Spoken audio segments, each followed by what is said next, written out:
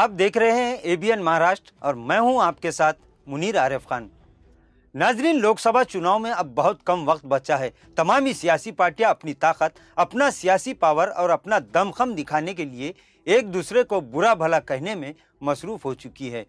हर party अपने आप को साफ सुथरा और पवित्र बनाने में लग चुकी है। वहीं मराठवाड़ा की राजधानी औरंगाबाद लोकसभा सीट को लेकर जहां उम्मीदवारों में रसाकशी शुरू हो चुकी है, वहीं अब सियासी पार्टियों में भी इस सीट को लेकर विवाद दिन ब दिन बढ़ता जा रहा है।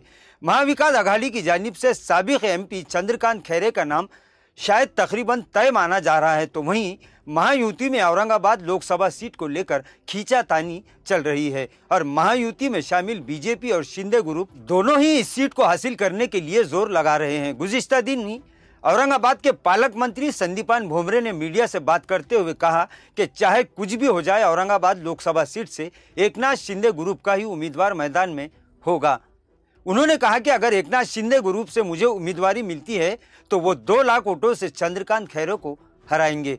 भुमरे ने यह भी कहा कि अगर पार्टी इनके अलावा किसी और उम्मीदवार को फाइनल करती है तब भी उनका दावा है कि 2 से 2.5 लाख वोटों से शिंदे ग्रुप का उम्मीदवार जीतेगा और चंद्रकांत खैरे को वो दूसरी मर्तबा शिकस्त देंगे।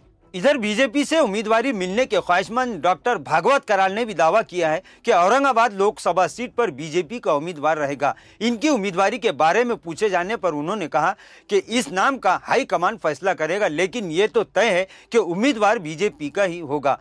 साबिक एमपी चंद्रकांत खैरे शिवसेना हाईकमान के इशारा मिलते ही काम पर लग चुके हैं। गुज़िश्ता दिन उद्धव ठाकरे चुनाव को लेकर ही आवाम में पार्टी का पावर दिखाने के लिए यहां पर प्रोग्राम कर चुके हैं। बहरहाल शिंदे ग्रुप और बीजेपी दोनों ही औरंगाबाद सीट को छोड़ने के लिए तैयार नहीं है और ऐसा लग रहा है कि इस सीट को लेकर दोनों ही गुटों के बीच इस सीट को लेकर मजीद ये मामला पेचीदा हो सकता है। इधर पिछली मर्तबा नाकाबिल यकीन नतीजा दिखलाने वाले औरंगाबाद जिला के मुसलमानों पर तमामी पार्टियों और उम्मीदवारों की निगाहें टिकी हुई है कि इस मर्तबा औरंगाबाद के अवाम क्या फैसला करेंगे। नाज़रीन, महाविकास आघाड़ी, महायुति और एमआईएम का उम्मीदवार तो मैदान में रहेगा ही। अब और कौन कौन इस सीट पर अपनी किस्मत आजमाने के लिए मैदान में कूदेंगे, ये बहुत जल्द साफ हो जाएगा। वैसे अब तक 10 से ज्यादा उम्मीदवार औरंगाबाद लोकसभा सीट से इलेक्शन लड़ने का मन बना चुके हैं, जिनमें आज़ाद उम्मीदवारों के साथ साथ दीगर पार्टियों के नेता भी शामिल है और शिवसेना पिछली शिकस्त को अब तक भुला नहीं पाई है,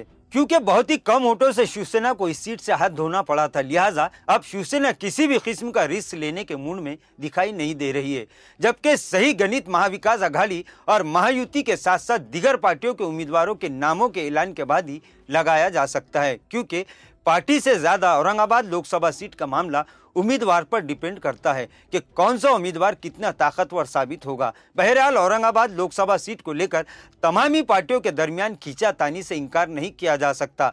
वजीर दाखिला अमित शाह की सभा मुलतवी होने से बीजेपी के उम्मीदवार के नाम का मामला भी सस्पेंस बना हुआ है, क्योंकि अगर अमित शाह की औरंगाबाद में सभा हो जाती तो ये तय माना जा रहा था कि औरंगाबाद से बीजेपी गुट की जानिब से उम्मीदवार के नाम का ऐलान जरूर करते, लेकिन अमित शाह का दौरा मुलतवी होने की वजह से ये मामला फिर एक मर्तबा आवाम के लिए बहस का मौजू बन चुका है।